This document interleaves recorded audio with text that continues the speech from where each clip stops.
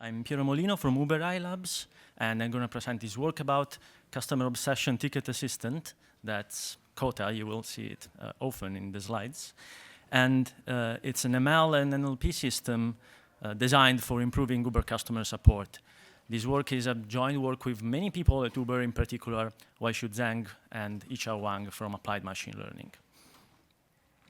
So the main takeaways that I want you to have here is that we designed two different models. One is we called COTA V1, the other one is COTA V2. The first one is a classical machine learning and NLP model and provides faster and more accurate customer care experience. And it also helps the company save millions of dollars while retaining customer satisfaction. The second model, it's COTA V2. It's a deep learning-based model where we experimented different architectures, and it's capable of providing 20 to 30% improvement compared to the classical model. We published two blog posts about it, one about the models and one about the deployment process, mostly. And we also published a KDD paper about it. So if you have interest, you can get all the additional details that you want.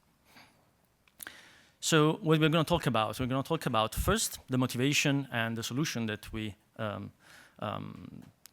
designed in order to solve the problems that we're facing, the complexity of the customer support at Uber. Then we're going to talk about our first solution, COTA V1, then the second one, COTA V2, and finally a comparison of the two, both offline and online. So let's start with motivation and solution.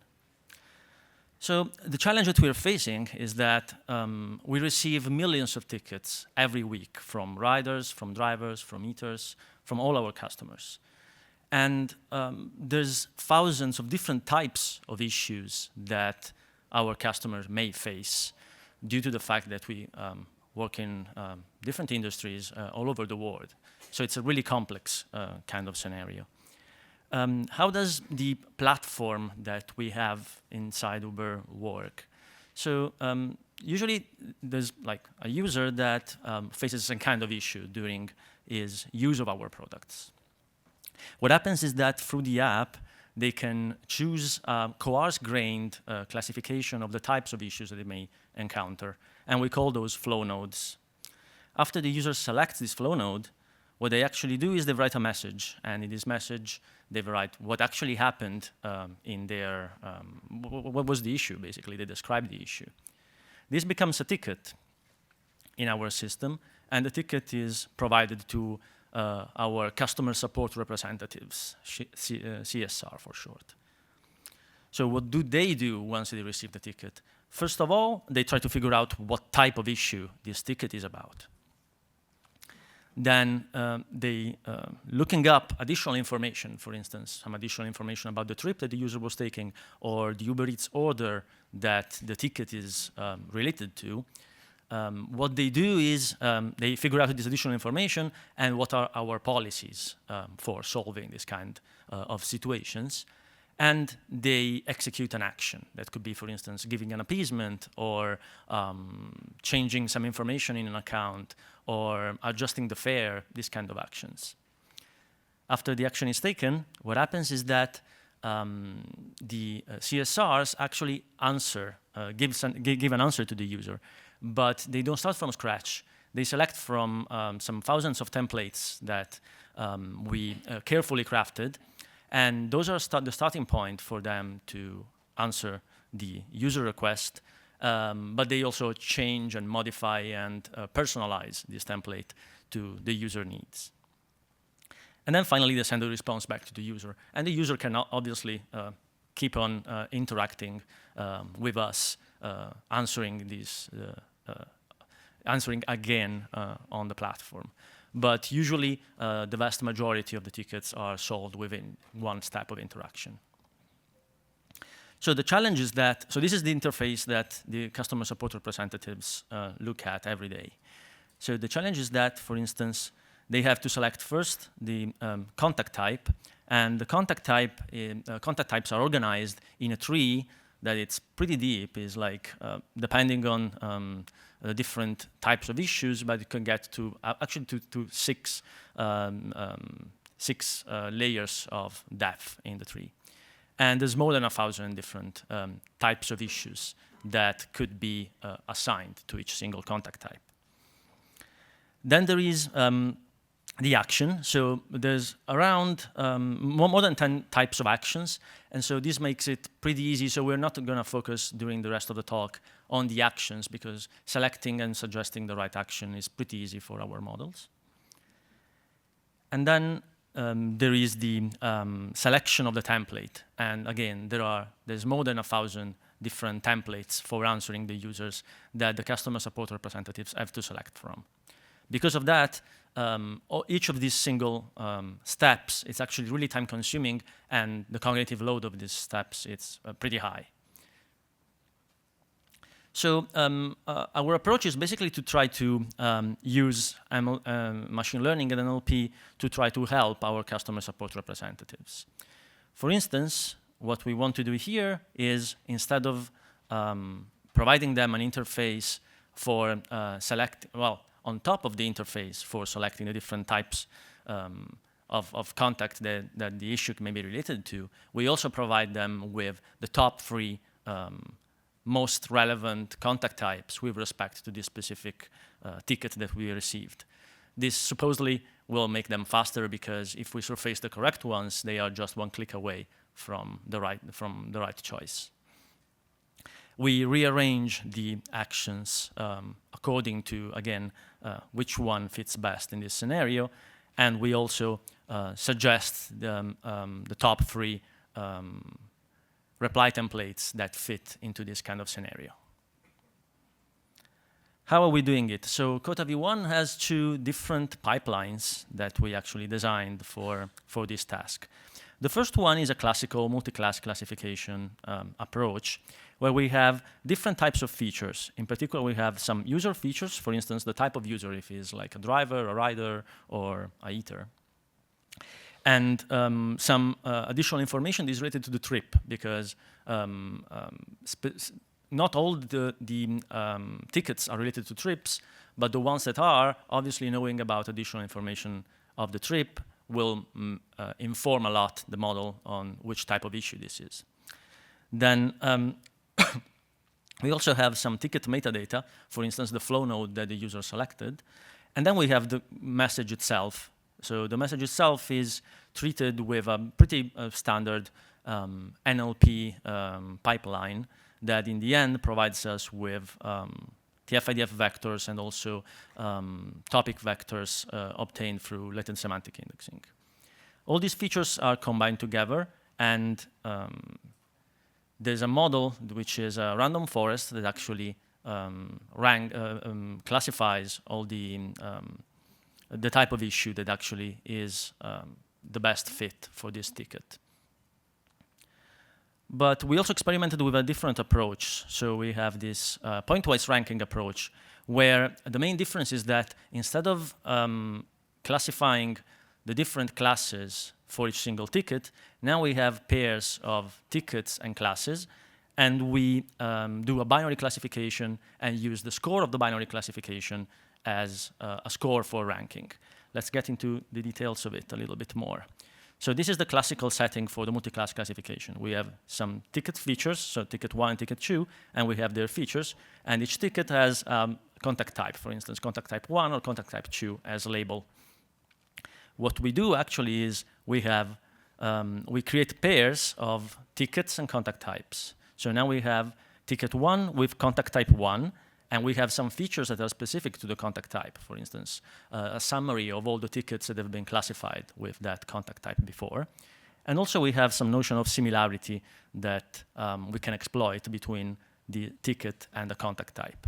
And finally, we have a label. In this case, it's just a binary class, 1 or 0. And the 1 are for tickets and contact types that actually match, and 0 for the ones that do not match. So we can create some additional negative samples. And so the similarity comes from the topic models. And the advantage of this approach is basically that we can provide the model with additional information about the classes that the classical classification model will have a hard time incorporating. We compare these 2 approaches, And so here the metric is it's at 3, meaning if we can provide in the first 3, the top 3 suggested items in the ranking list, if we can provide the correct answer within the top 3. And the reason why we use this metric is because we actually surface the top 3 to our customer support representatives, so this is actually the metric that we care about. And what happens here is that the ranking approach outperforms the multi-class classification, mostly due to the fact that we have can provide additional information to the model. So then what we did is we tried to improve our models, and we experimented with different deep learning architectures. In order to do that, we created this generic architecture that can be reused for actually many, many use cases. And we're going to make it open source soon enough, so stay tuned for it.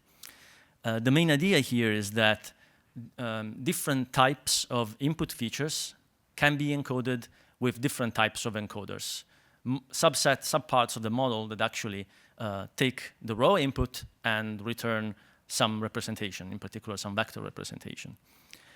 And we have different encoders for different types of features. Text is treated differently than categories, it is treated differently than numerical features, and so on.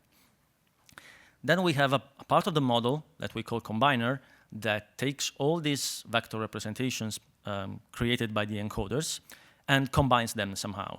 The most simple way is to just concatenate them and pass them through several fully connected layers, but there could be different options. Once we have combined representation of this of a specific data point, depending on what task we are trying to solve, if we're doing some text generation or some classification or some regression, we can have different output features, each of them with their own loss, and we can optimize all together in a multitask fashion. Now I'm going to show you how we're going to use this generic architecture specifically for the quota case. In particular, one thing that we experimented with is that because we have different options for encoding text, and this is just the 6 that we tried, but there could be also other options, we decided to compare them all and to run an hyperparameter optimization in order to figure out which of them performs best in our case. So the first one that we tried is a character-based CNN. So we use the character sequence as the input, and we pass it through several 1D fully convolutional layers. And after that, we pass the output through a couple fully connected layers, and we obtain a vector representation of the text in this way. The second option that we experimented with is a word CNN, where instead of having a character sequence, now we have a word sequence. And instead of having stacked layers of convolution, we have several parallel layers of convolution, each of them with a different width, with 2, with 3, with 4, and with 5, which captures to a certain extent some soft form of engrams inside the text. The output of these convolutional layers is combined by a couple fully connected layers, and the final output is used as the vector representation of the text.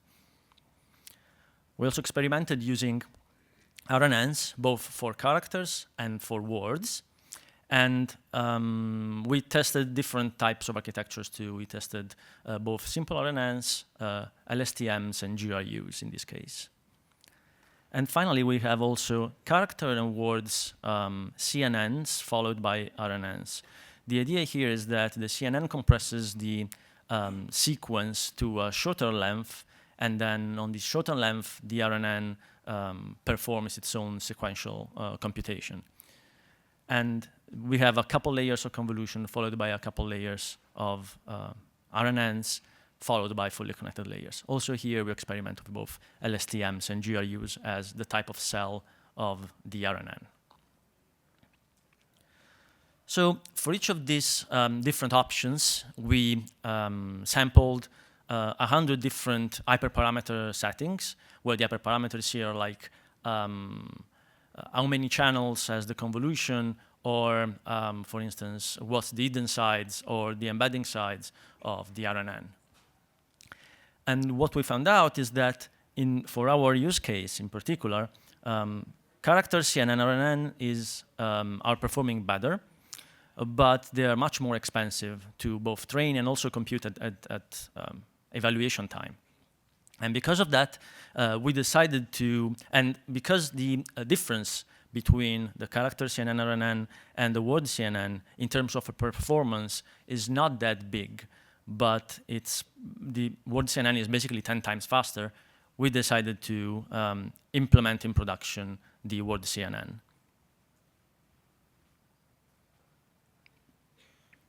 Another, in my opinion, interesting thing that we did in this model is that instead of classifying the tickets with respect to all the classes that the contact types describe, we actually decided to use, because the contact types are organized in a tree, we decided to predict the full path from the root of the tree to the leaf node that actually is the class that's going to be predicted for a specific ticket. The reason why we want to do that is that this path provides additional information for the model in the form that, and also there could be some errors that the model make that are less dangerous, or let's say more reasonable mistakes. For instance, if I have this tree of contact types, if I'm suggesting contact type 4 instead of suggesting contact type 8, I'm making a better mistake than suggesting contact type 1, because contact type 4 is closer to contact type 8 in the hierarchy of the tree. And for our customer support representatives, it means that they are just one click away from the correct solution, while if we are suggesting something on a completely different branch of the tree, they have to make a lot of clicks and also spend a lot more time in order to figure out the correct prediction. And so instead of having one class and doing a multi-class classification, what we are doing here, we are doing a sequence prediction with an RNN decoder that takes as input at the beginning the root of the tree and tries to predict which of the nodes at that level at the following level of the tree is going to be is the correct one for this ticket. And then we feed in that specific prediction to the second step of the RNN that predicts the node at the following layer, and so on, up until the end, up until reaching out an end of path kind of token. And this actually leads to small advantage in terms of accuracy, but that was not actually the real reason why we did that. The real reason was to help the model make more reasonable mistakes. And so if you look at the orange bar, what we are computing there is we consider also the parent node to a specific contact type to be correct as prediction. And as you can see, the sequential approach as compared to the categorical one is pretty much more accurate in predicting also the parents rather than the leaf nodes. And this means that it's basically doing what we wanted it to do, so make more reasonable mistakes. Even when it does a mistake, the mistake is more reasonable. So the final architecture that we designed is composed in this way. We have some text features, for instance, the message, and it's encoded by some convolutional layers. Then we have some categorical features, for instance, the flow node, and these are encoded by an embedding layer, dense embeddings. Then we have some numerical features that are encoded by a batch norm layer. And we have also some binary features, for instance, if the trip was completed or not. And these are not encoded in any way, we just concatenate one bit to the final vector representation that concatenates them all. This concatenated vector representation is passed through a few fully connected layers with dropout. And then we use this representation as input for the recurrent decoder in a way that is similar to like a sequence-to-sequence model, like the two-sequence part of the sequence-to-sequence model. And we predict the contact type from this sequence, from this path that we are predicting. But at the same time, we use the same output also for computing the classification of which of the reply templates to use in this case. Notable here is that the connection between type and the softmax layer for the reply, which means that basically we are at training time, we are providing the ground truth contact type as input for the part of the model that does the prediction for the reply templates. But at test time, we actually don't have the ground truth because we are computing it. So what we do is we use the predicted contact type from the first part of the model to inform the second part of the model. The reason why we want to do this is that if you look at the first set of results, it's basically the blue line is the accuracy and the green line is the combined accuracy, where combined accuracy means, so the blue line is the accuracy in providing the correct reply template, but the green line is the accuracy in providing at the same time the correct reply template and the correct contact type, which is ultimately what we want to do, what we want to provide to our users. So adding that dependency actually improves slightly the overall reply accuracy by an absolute 4%, which is good, but it's not actually our goal. Our goal here was to basically improve how the two models are coherent with each other, meaning if they can both make the correct prediction for the same data points at the same time.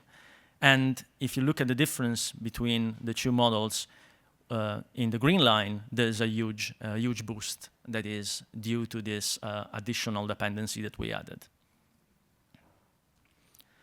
So now I'm going to show you how these two approaches that I told you about compare with each other. So we first run an offline comparison, and here the metrics are the accuracy, which means basically the top one accuracy, for both contact type and reply, and also the combined one. But we're also showing you how accurate the model is with the it set 3. So in the top 3 suggestions from the model, how many times is it correct? As you can see, in particular for the type, the Cota V2 is much more accurate. And also in the combined accuracy, we have at the end something like about 20% relative improvement with respect to Cota V1 in these offline experiments. But we also tested with an A/B test the different models. And so we have a control, which is basically we don't provide any suggestion to the customer support representatives at all. And then we have a treatment with Cota V1 and a treatment with Cota V2. The outcome of this is that in the online experiments, in the A/B test, we can see, so this is like the results for contact type in particular, but similar results are also there for the reply templates. You can see there's like 20 to 30% absolute improvement in this case, not relative improvement, which is a pretty big jump thanks to the use of deep learning models.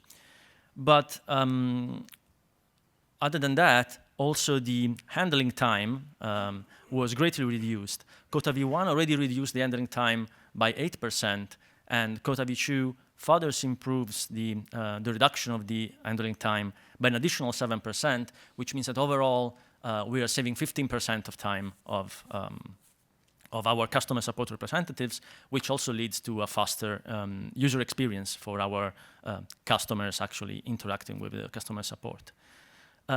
But reducing handling time, it's not good in itself because you can potentially reduce the handling time, but if customers are not satisfied, then the final outcome is not a good outcome anyway.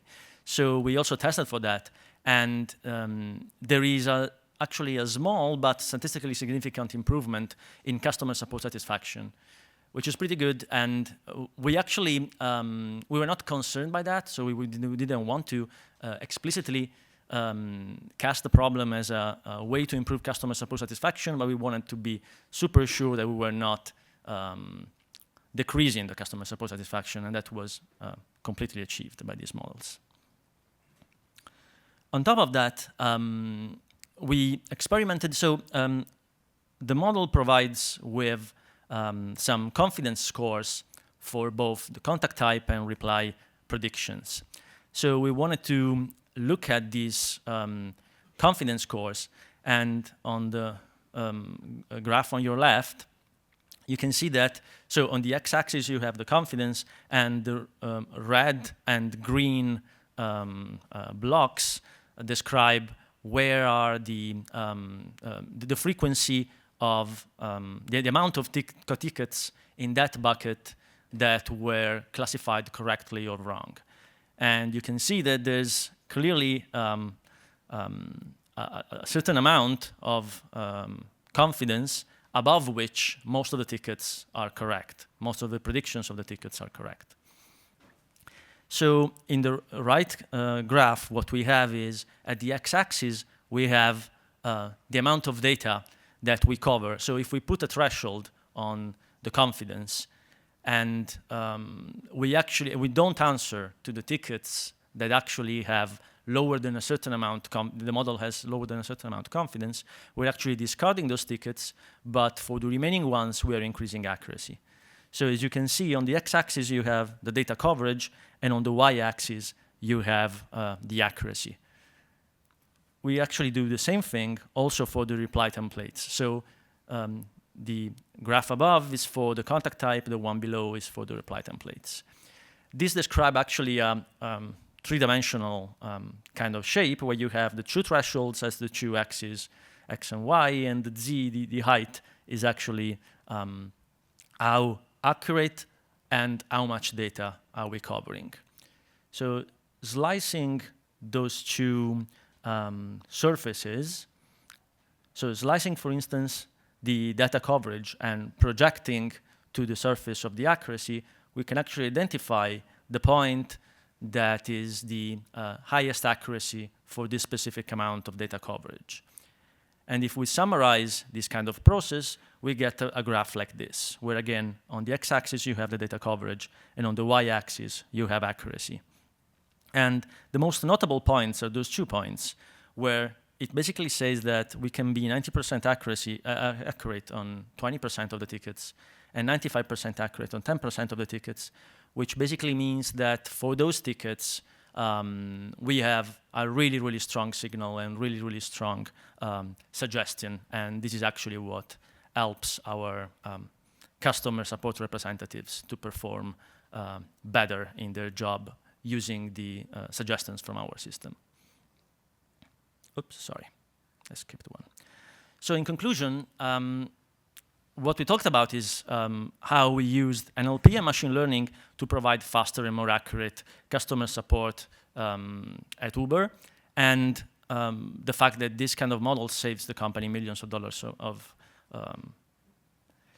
And so also the other finding is that moving from traditional machine learning models to deep learning models, we were actually able to get a big performance boost up to 30% in some specific cases, absolute 30% in specific cases. And the other final finding is that we can use intelligent suggestion to reduce ticket handling time without impacting at all, actually slightly improving customer satisfaction. So shout out to, because this project was a cross-functional project across the company, where different teams participated. A shout out to people in the AI labs at Applied Machine Learning, Customer Obsession, Michelangelo, that's our machine learning infrastructure team, and Sensing and Perception that provided additional features for the trips, for instance. And that's all I have. Thank you for your attention.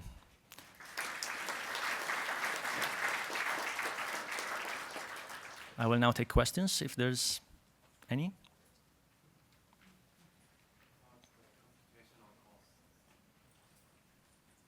So the computational cost, you mean Cota V1 versus Cota V2 or overall? So the computational cost with Cota V2 may sound a little bit higher because the model is more complex, but in reality it is not. And the reason is that for Cota V1, the best performing model of Cota V1 was the ranking model. And the ranking model actually was ranking pairs of contact types and classes. So basically, because we have more than 1,000 classes, you had to do this scoring more than 1,000 times. So while in Code V2, we were not doing this pairwise kind of ranking. Because of that, we have to do inference only one time. And even if that inference is more expensive than the original inference that we had, we don't have to do it 1,000 times. That's the reason why also, from this point of view, Code V2 is also better.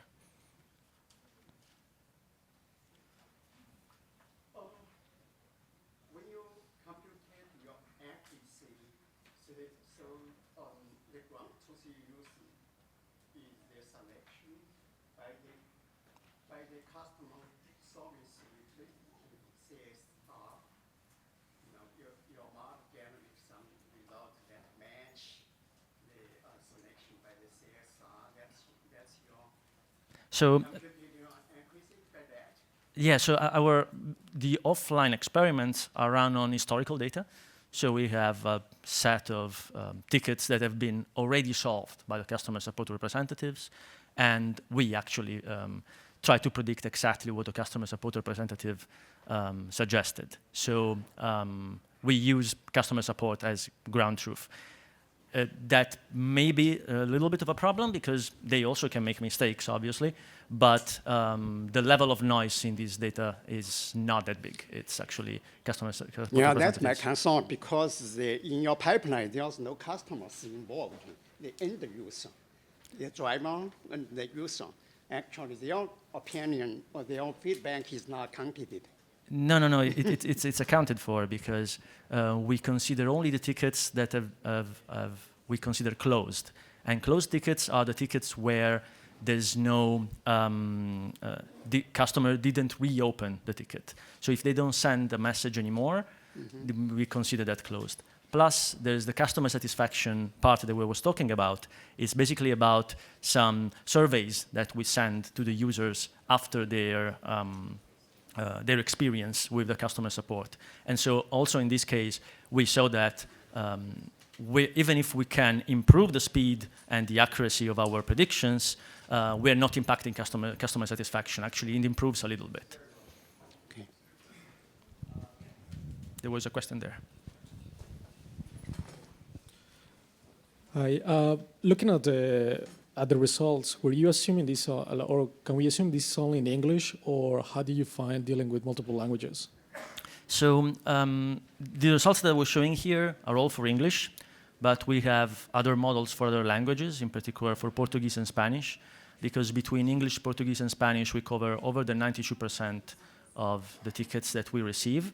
And so for now, we are happy about covering 92%. We're also thinking about other languages, but it's a kind of diminishing return kind of situation if we had more models. There's one here.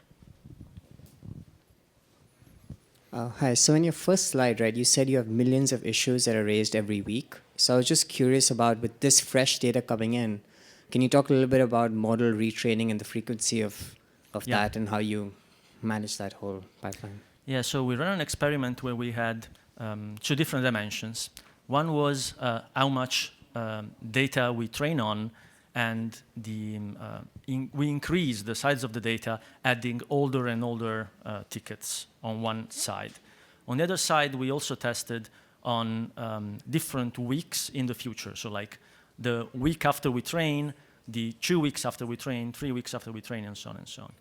So on these two dimensions, we discovered that in our case, for our specific use case, it's important to retrain the model about every 2 weeks.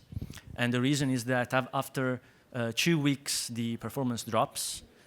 The main reason is that it's basically a shifting distribution of the types of issues. You can imagine that there are some issues, for instance, if there's a new release of the app, and this new release has a bug, there's a set of issues that arise immediately, and then someone solves this bug, and 2 weeks from now, that kind of bug is not relevant anymore. And so this is for like the retraining. For the amount of data that we train on, we saw that, I don't remember exactly the numbers, but I think we need about 1 month of whole data. adding more older data to this 1 month of data, it's not helping, again, for the same reason, because there's this shift in distribution of issue types. And so older data is not relevant anymore, basically. There's a question here. Can you give us an idea how much this means when you... You mentioned that you use about 1 month of data for training. I'm wondering, when you developed your models, how much did you use, and whether you can comment a bit also on what toolkit did you use for deep network and the size of how many machines and things like this. So we have roughly millions of data points every week, so less than 10 million data points in a month. That's what we're using for the English models, because overall tickets are more than that. Regarding the toolkit, so the framework that I was showing will be open source in the next month or two. We will see exactly when it will be open sourced. But it's built on top on TensorFlow, and it's like in a more abstract layer where you just have to provide a model definition and some data, and it will build the model for you without any need for... it's actually a code-free kind of framework that we built ourselves. And sorry, the last question was about?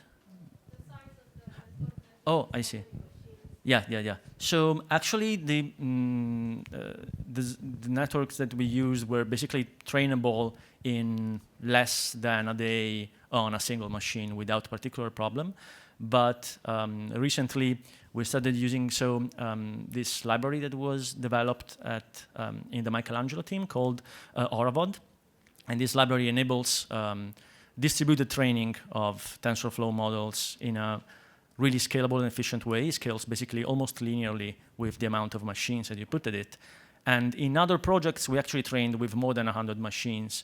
We haven't done it yet for this specific model, but it's feasible to train these kind of models on hundreds of machines if needed. Hi, I'd like to ask you a question about labeling. So how did you handle that? So we don't do it, in the sense that basically our customer support representatives' jobs every day is to basically label data. When they resolve tickets, they're basically labeling. That's very clever. Thank you. So when you do the retraining, do you always retrain from scratch, or do you transfer learning from your previous model? So we retrain from scratch, and the reason is that we don't have really the need to retrain from... let's put it this way, retraining is not a big issue for us. If it was a bigger issue, we would think about reusing the previous models and fine-tune them. But again, because it's not a big issue for us, we don't care. We retrain from scratch, it's fine. It's just a couple more hours of computation. It's not really a huge deal. Question there?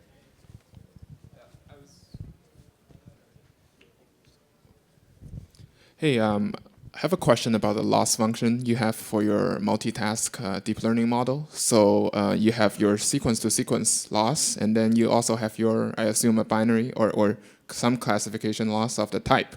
So how do you combine these losses, and how do you determine the weights or how it's of that? It's just a weighted sum, and we optimize the weights through a validation set. Okay, so massive hyperparameter tuning. Yeah, usually it's like we have more than 100 different samples for each architecture, so it's quite big hyperparameter optimization. Yes. Other questions? So yeah.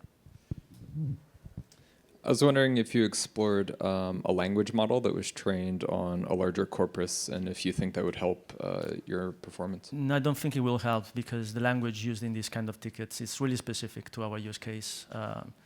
Then I don't believe that a language model trained on bigger data sets will help at all.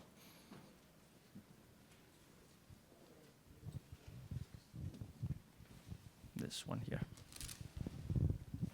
Yeah, so I was also curious as what is the steps from going from just giving recommendations to customer support representatives to this becoming fully autonomous, where you just have your models doing all this without eliminating the person in between. How are the steps you guys are taking to achieve that? Because I'm assuming that's the final goal? So if you look at the last thing that I presented, that 10%, 95% accuracy, 20%, 90% accuracy, that's something that informs to a certain extent the possible direction we can go. The problem, well, the main problem is that there are several types of issues that are really sensitive. And we never want to have complete automation for those kind of issues. For instance, safety-related things or risk-related things or fraud, these kind of things, we don't want to automate them all. We always want a human to make the final decision. But there is a subset of issues that are mostly specifically to people just asking information that is actually also available on the website or somewhere else in the app already. And so if we just answer with, for instance, someone asks, how do I change the name in my account? And if there's like a piece of text that tells them, well, you just click here and do this, then this is the kind of tickets that we believe we could potentially automate to 100%. It's like a FAQ, an advanced FAQ kind of thing. All right, I think there are no more questions. Oh, there's one question there, sorry.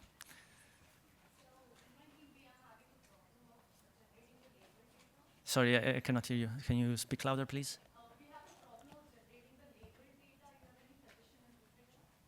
So again, in our...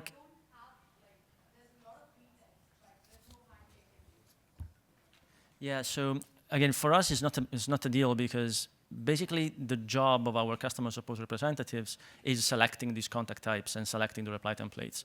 So we are just using their actions as the actions that they will do anyway as labels for our models. So there's no additional cost for us to collect additional labels.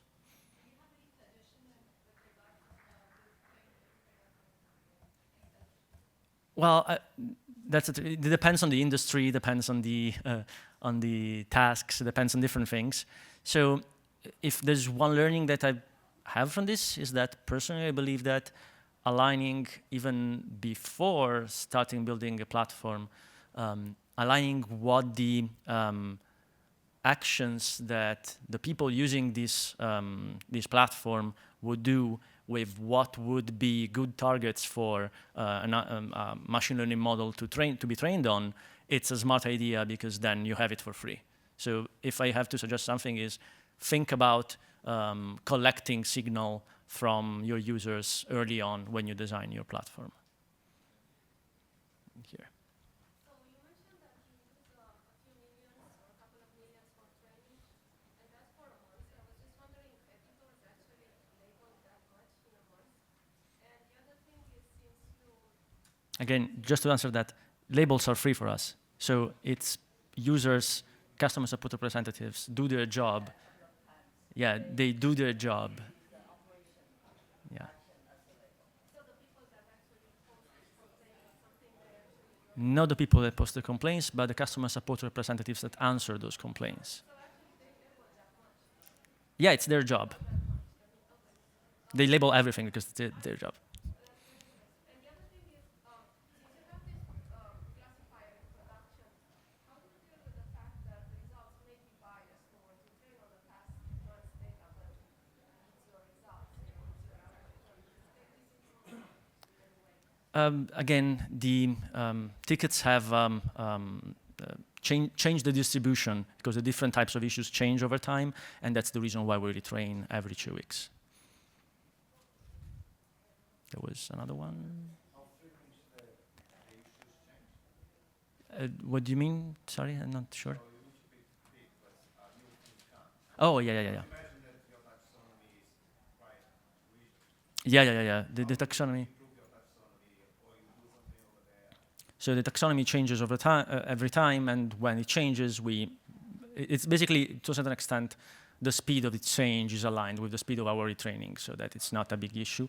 But I can tell you that also one outcome of this project was also to figure out ways to better structure our taxonomy and also our templates, because we've discovered that there were some duplicates and some other things that are really easily confoundable for the model that that was the input for the team, the customer obsession team that works with these issues to revise them and to improve them. And this led to even better models because now the issues are more clearly defined and so on and so on. It's a positive feedback loop. So would you say that a bad taxonomy would be a bad starting point for the work that you're doing? I would say so. Yeah, I would say so because if you have a taxonomy where the different classes are basically impossible for the model given the kind of signal that, that it has to distinguish, then yes, you will not be able to do anything with that. Yeah, it's foundational. All right. Thank you very much for all the questions, guys.